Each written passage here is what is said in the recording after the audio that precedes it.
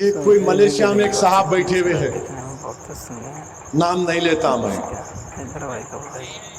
उन्होंने एक वीडियो डाल दिए। अब आरएसएस वाले बोल रहे, उन्होंने बोले तो तुम नहीं बोलते। मेरे सामने बोले, कोई पार्लियामेंट में मीटिंग में था, आप नहीं बोले। उन्होंने बोले मलेशिया से। मैं क्या बोलूं? बोले आप नहीं बोलेंगे। अरे मैं क्या बोलूं? बोलो।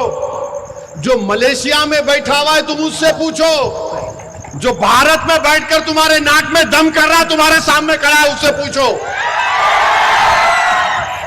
नहीं, उन्होंने मलेशिया में बोले तो मैं क्या बोला? मलेशिया के प्राइम मिनिस्टर अनवर इब्राहिम आए थे भारत को थोड़े दिन पहले मलेशिया के प्राइम मिनिस्टर अनवर इब्राहिम आए थे। मोदी कैसा मिले? लग जा गले। उनको बोलना था कान में, उसको जरा भिजा दो है इंडिया को, उसको नहीं बोले। अच्छा, अनवर इब्राहिम भी बड़े चालाक हैं, उनको गाना गाओ बोले तो अनवर इब्राहिम जो है दिल्ली में गाना क्या गाए? दोस्त दोस्त ना रहा, प्यार प्यार ना रहा। मैं बोला ओहो, कहीं पे निगाहें कहीं पे निशाना। अनवर इब्राहिम एक जालिम महाराष्ट्र में रसूलुल्लाह सल्लल्लाहु अलैहि वसल्लम में गुस्ताखी करने की कोशिश करा, कभी नहीं बोला गुस्ताखी किया, गुस्ताखी करने की कोशिश करा। अगर कोई वो दीवाना आसमान को देख के थूका तो थूक भी किस पे गिरता? कोशिश किया तो हाजी शहजाद अली जो है 20,000 स्क्वायर फीट का अपना नया घर बनाए, एहतजाज किए उस मलून के खिलाफ। अच्छा, जो रसूलुल्लाह सल्लल्लाहु अलैहि वसल्लम की शान में गुस्ताखी करता, उसको कुरान क्या बोला मालूम आपको? वलीद बिन मुगीरा, नाम याद रख लो। ये रसूलुल्लाह सल्लल्लाहु अलैहि वसल्लम की शान में गुस्ताखी किया तो रसूलुल्लाह सल्लल्लाहु अलैहि वसल्लम बोले कि इसमें कई ऐब है, गलतियां हैं। उसको बुला के बोले तेरे में ये ऐब है, तेरे में ये ऐब है, मानते गया।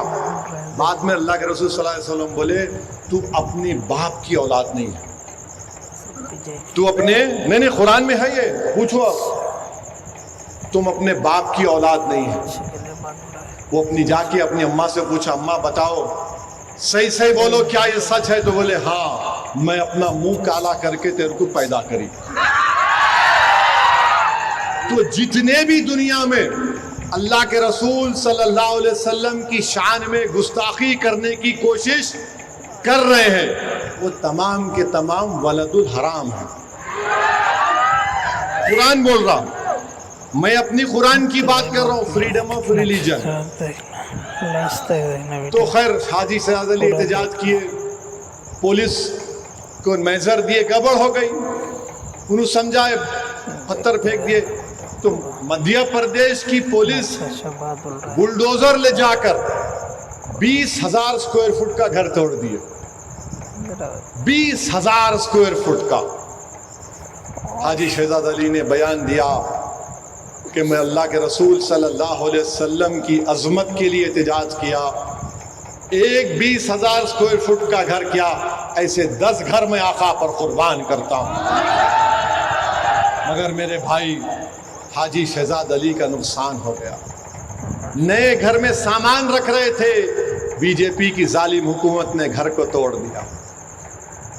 मोदी के बुलडोजरों ने मुसलमानों के घरों को निस्तो नाबूद कर दिया। मोदी के बुलडोजरों ने मुसलमानों के घरों को चुन चुन कर, एक महल्ले में 20 घर है तो एक मध्य प्रदेश का डीएम बोल रहा है कि सिर्फ मुसलमानों के घर को तोड़ूंगा, सिर्फ मुसलमानों के घरों को तोड़ दिया जा रहा है। और फिर कोई एक महाराष्ट्र में बोल रहा है कि मस्जिद में घुस के मारूंगा। सुनिए सुनिए, मस्जिद में घुस के मारूंगा।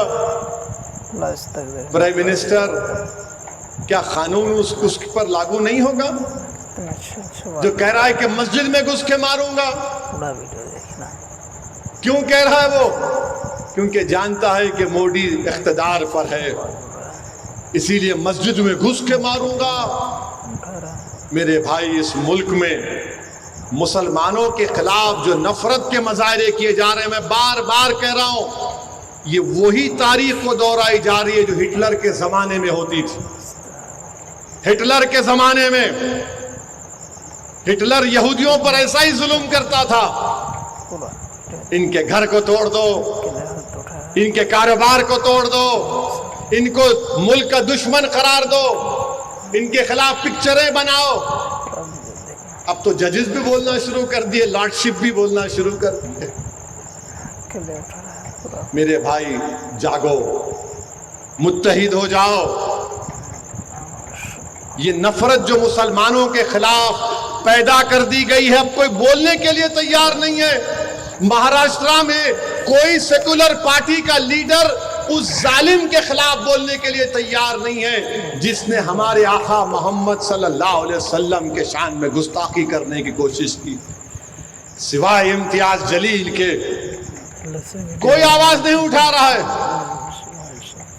मैंने इम्तियाज जलील से कहा, मजलिस के जिम्मेदारों से कहा, अपना फर्ज आप निभा रहे हैं, अल्लाह आपको सलामत रखे, अल्लाह आपकी कोशिशों में बरकत अता करेगा, अल्लाह कामयाब करेगा।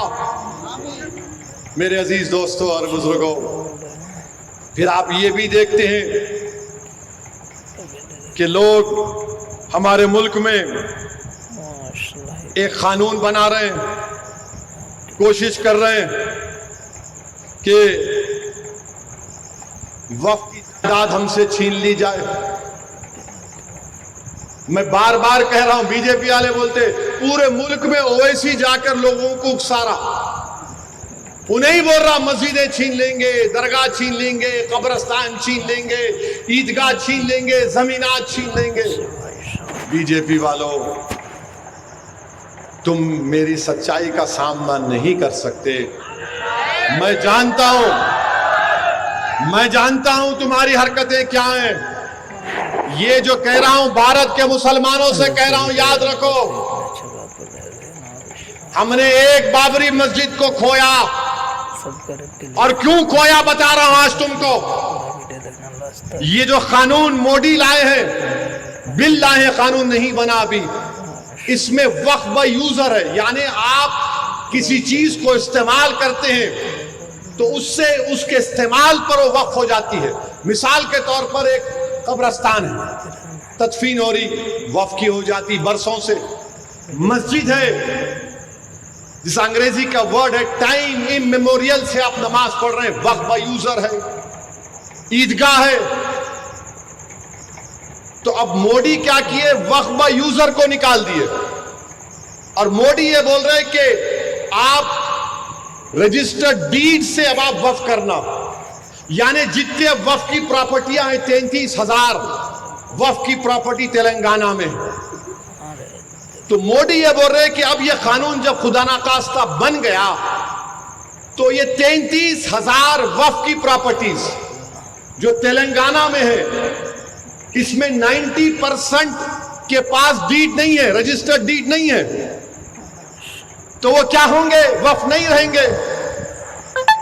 रहेंगे ना वक्फ। जब कानून बोलेगा कि रजिस्टर्ड डीड लेकर आओ, रजिस्टर्ड डीड नहीं है। और फिर हम ये भी देखते हैं कि हमारे वतन अजीज में मुसलमानों से नफरत के जो मजाहरे हो रहे हैं, हद तो ये हो गई कि बेंगलुरु के हाई कोर्ट के लॉर्डशिप जज साहब ने बयान दिया। क्या बयान दिया कि बेंगलुरु में एक इलाका है मुसलमानों का, उन्होंने कहा वो पाकिस्तान का इलाका है। जज, हाई कोर्ट का जज है। आप बताइए या लॉर्डशिप को क्या हो गया। आप कोर्ट में बैठ के बोल रहे हो इलाका पाकिस्तान का है। जज साहब, ये भारत का इलाका है, ये भारत का मुल्क है, जो संविधान पर आपने हल्फ लेकर इंसाफ करने का आपने हल्फ लिया था, और आप उस इलाके को पाकिस्तान कह रहे हैं। मेरे अजीज दोस्तों और बुजुर्गों, अच्छी बात है कि सुप्रीम कोर्ट ने इसका नोटिस लिया है। अच्छा, वही जज साहब एक लेडी लॉयर को बोल दिए, लॉयर को बोल रहे, अम्मा अब आप ये बोलेंगे कि तुम्हारा क्लाइंट अंडरवेयर कौन सी रंग की पहनता। नहीं, हंसने की बात नहीं है। इनकी सोच देखो आप। विश्व हिंदू परिषद एक मीटिंग करी, उस मीटिंग में 25 से ज्यादा रिटायर्ड जजेस आ गए, मीडिया की रिपोर्ट है। अब बताइए, जो इंसाफ करने वाले अगर जाकर वहां बैठेंगे विश्व हिंदू परिषद आरएसएस के पास, क्या इंसाफ करेंगे ये लोग? कौन से संविधान का पास लिहाज करेंगे?